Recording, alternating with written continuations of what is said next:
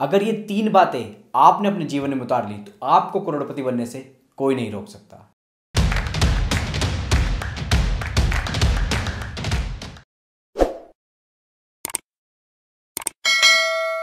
नमस्कार दोस्तों, स्वागत है आपका अपने चैनल इन्वेस्टो में। मैं हूं आपका दोस्त हैरी। दोस्तों, थंबनेल देख के आपने सोचा होगा कि यार अगर करोड़पति बनने का इतना ही आसान रास्ता होता कि 3 बातों को अमल करने पे कोई भी करोड़पति बन जाता तो फिर बहुत से लोग करोड़पति होते। लेकिन दोस्तों, रास्ते तो आसान हैं, लेकिन उनको पालन करने का, उनको फॉलो करने के लिए जो डेडिकेशन, जो डिसिप्लिन चाहिए, वो अगर आप निभाएंगे तो ये 3 आसान रास्ते भी आपको करोड़पति बना सकते हैं। आज की वीडियो में किसी बुक को देख के नहीं बता रहा हूँ आपको, मैं अपनी लाइफ में मैंने जो चीज़ें अमल करी है, जिनसे मुझे बेनिफिट हुआ है, वो बहुत ही 3 सिंपल रास्ते मैं आपको बता रहा हूँ, जिससे अच्छी खासी वेल्थ आप भी बना सकते हैं। और बहुत आसान रास्ते हैं। जैसे ही ये वीडियो खत्म होगी तो आपको लगेगा अरे ये इतना आसान है। तो शुरुआत करते हैं सबसे पहली बात से। बहुत से लोग क्या गलती करते हैं, जब वो बजटिंग करते हैं अपने घर का, जब वो कमाना शुरू करते हैं और बजटिंग करते हैं कि हमारे खर्चे कितने हैं, हमारी इनकम कितनी है, तो ज़्यादा फोकस उनका कहाँ पर होता है कि हमारे खर्चे कितने हैं। और वो अपने हर महीने के खर्चे, हर रोज़ के खर्चे लिखते रहते हैं, उनका हिसाब किताब बना के रहते हैं। अरे मैंने यहाँ पर एक्स्ट्रा खर्च कर दिया, यहाँ पर मैंने कम खर्चा करा, या इस खर्चे को मुझे कंट्रोल करना होगा, ऐसे करना होगा। और यहीं पर वो गलती कर देते हैं, क्योंकि आपको फोकस कहाँ करना चाहिए। अगर आपको बड़ा आदमी बन रहा है, ज़्यादा पैसा कमाना है, तो आपका फोकस ये होना चाहिए कि खर्चे तो ठीक है, ये मेरी जो इनकम आ रही है ये कहाँ से आ रही है, इन इनकम में कितना मैं बचा सकता हूँ अगर मैं इस पे फोकस करूँ।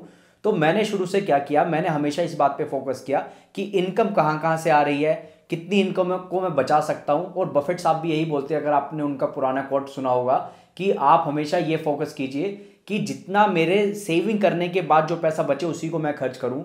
कि मुझे ये देखना है कि मेरी इनकम जो आ रही है इसमें से पहले मैं कितना पैसा सेव कर सकता हूँ, कहाँ इन्वेस्ट कर सकता हूँ, उसके बाद जो पैसा बचे उसको मुझे खर्च करना है। तो हमेशा मैंने नोट किया है अपनी इनकम को, अपने सोर्सेज कहाँ कहाँ से इनकम आ सकती है, कितनी इनकम आती है, कितनी उसमें से सेविंग होगी, और उसके बाद खर्चों पे फोकस जाना। खर्चों को कभी भी नोट करते हो तो नोट करने से खर्चे रुकने वाले नहीं है, और आप कितना ही कोशिश कर लो वो कम भी होने वाले नहीं है। तो हमेशा फोकस आपको किधर करना है।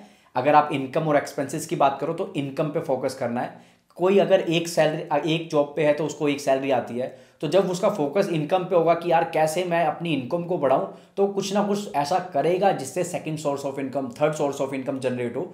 तो हमेशा फोकस रखो इनकम जनरेट करने में ज़्यादा से ज़्यादा, ना कि अपने खर्चों को लिखते रहो और बस अपनी फैमिली में लड़ाई करते रहो कि अरे हमारे खर्चे इस महीने बढ़ गए, इस महीने कम हो गए। तो इन पे अगर फोकस करोगे तो फैमिली में लड़ाइयाँ होगी, सेविंग नहीं हो पाएगी। फोकस करो इनकम पे, इनकम को नोट डाउन करना शुरू करो। तो पहली चीज़ आपको ये करनी है। सेकंड काम क्या होता है कि हम हमेशा ये देखते हैं कि यार जो भी मैं बचा रहा हूँ, जो भी मेरी सेविंग है, मैं इसको कहीं ऐसी जगह इन्वेस्ट कर दूँ जहाँ पर एफडी से ज़्यादा रिटर्न मुझे मिल जाए। अगर एफडी आज के टाइम पे 6% रिटर्न दे रही है तो मैं थोड़ा रिस्क ले लेता हूँ, 9%, 10% की कोई स्कीम हो उसमें इन्वेस्ट कर दूँ, कोई बॉन्ड्स ले लूँ, या कुछ अलग अलग आजकल जो फिनटेक कंपनी आ रही है वो अलग अलग तरह के आपको प्रोडक्ट्स देती है कि यहाँ पर आप अगर थोड़ा सा रिस्क लेंगे तो यहाँ पर आपकी रिटर्न बढ़ जाएगा।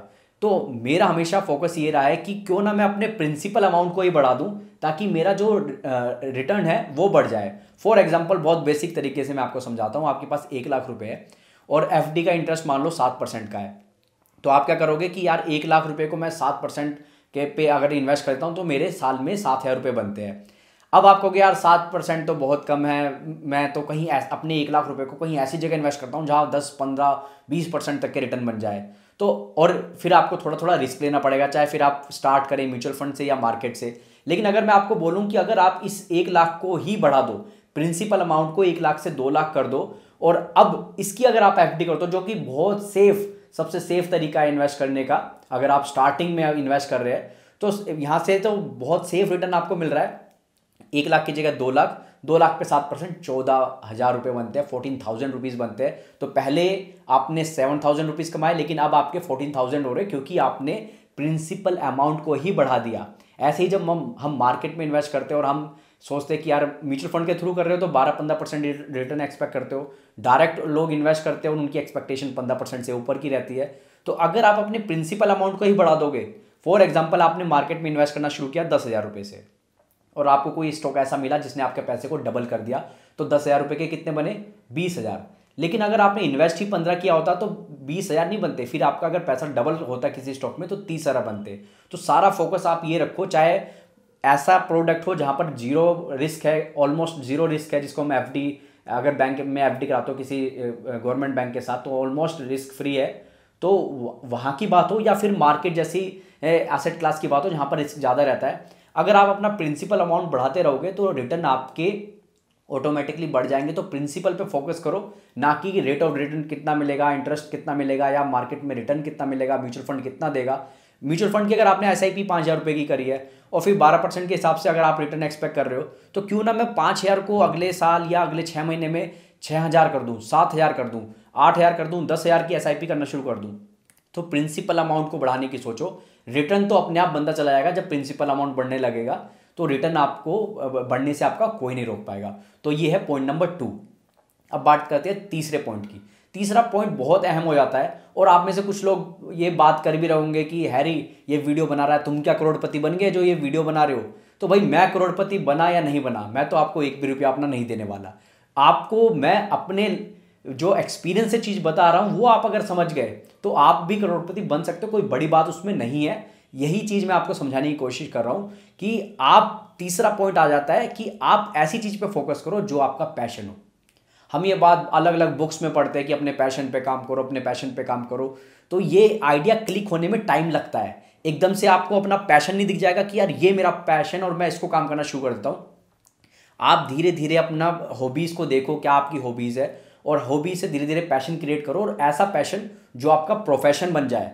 और जब वहाँ से अर्निंग आना शुरू हो जाएगी तो जो मनी है, मनी इमेटेरियल हो जाएगा, पैसे की आपके लिए कोई अहमियत नहीं रहेगी, और पैसा बाई प्रोडक्ट हो जाएगा। और आप जो अपनी 9 to 5 की जॉब, 8 से 9 घंटे की जॉब करने में बिल्कुल थक जाते हैं, अरे इस जॉब को मेरा करने का मन नहीं है, मेरे को तो क्विट करना है, आप ही होंगे जो अपने बिजनेस स्टार्ट करने के बाद 8 घंटे क्या 10 घंटे 12 घंटे भी काम करेंगे और आपको बिल्कुल भी थकान नहीं होगी, क्योंकि वो आपका पैशन है, आप बड़े इंटरेस्ट से उस काम को कर रहे हो। अब मैं इस वीडियो से पहले मेरी 10-12 दिन पहले की अगर कोई देखोगे कोई वीडियो नहीं आई है, लेकिन आज मेरा मन किया कि मुझे ये मैसेज आप लोगों को कन्वे करना है, तो मैं इस काम को कर रहा हूँ, वीडियो बना रहा हूँ। तो उसमें मुझे अर्निंग पे फोकस नहीं करना, वीडियो चले नहीं चले, मुझे अगली वीडियो बनानी है, क्योंकि मुझे वीडियो बनाना, आप लोगों से अपना मैसेज कन्वे करना अच्छा लगता है, इसलिए मैं ये काम कर रहा हूँ। ये मेरा पैशन बन गया, और पैशन के साथ अगर पैशन से जैसे मैं बात कर रहा हूँ कि पैसा ना लगे तो प्रोफेशन बन जाता है। तो ये चीज़ है जो आपको ऐसा बना देती है कि फिर पैसे की आपके लिए अहमियत नहीं रहती। पैसा आए तो बहुत अच्छी बात है, और अगर पैसा कम भी आए तो भी आप सस्टेन कर सकते हैं, क्योंकि आप अपने पैशन को जी रहे हैं। और ऐसे में जब आप काम करते हैं तो इतना बढ़िया आउटपुट आपका आता है कि आप उसकी तुलना नहीं कर सकते, और पैसा बाई प्रोडक्ट हो जाता है। आपकी सक्सेस और आपका पैसे की ग्रोथ दोनों ही इस स्पीड से होती है कि आप तुलना भी नहीं कर सकते। लेकिन ये एक स्टेप दूर है आपसे, जब तक आप अपने पैशन का वो आइडिया नहीं क्लिक करेगा। मुझे 8-10 साल लग गए थे क्लिक करने में कि मुझे क्या करना है, तो हो सकता है आपको भी 5 साल 6 साल, या कुछ लोग बहुत अगर लकी हुए तो हो सकता है 6 महीने 1 साल में उनको पता चल जाए कि उनको क्या करना है। उस पर काम करो, और वो आपको जब अर्निंग देना शुरू कर देगा तो आप समझ जाओगे कि ये वीडियो में मैं क्या कन्वे करने की कोशिश कर रहा हूँ। शब्दों में बयां करना मुश्किल है, लेकिन जिन्होंने इंप्लीमेंट किया है उनको पता होगा कि मैं क्या कहने की कोशिश कर रहा हूँ। तो आज की वीडियो में दोस्तों इतना ही। ऐसे ही पर्सनल फाइनेंस और स्टॉक मार्केट से रिलेटेड हम वीडियो बनाते रहते हैं, तो इस वीडियो को लाइक कर देना, पहली बार चैनल पे आए तो सब्सक्राइब कर लेना। Thank you so much.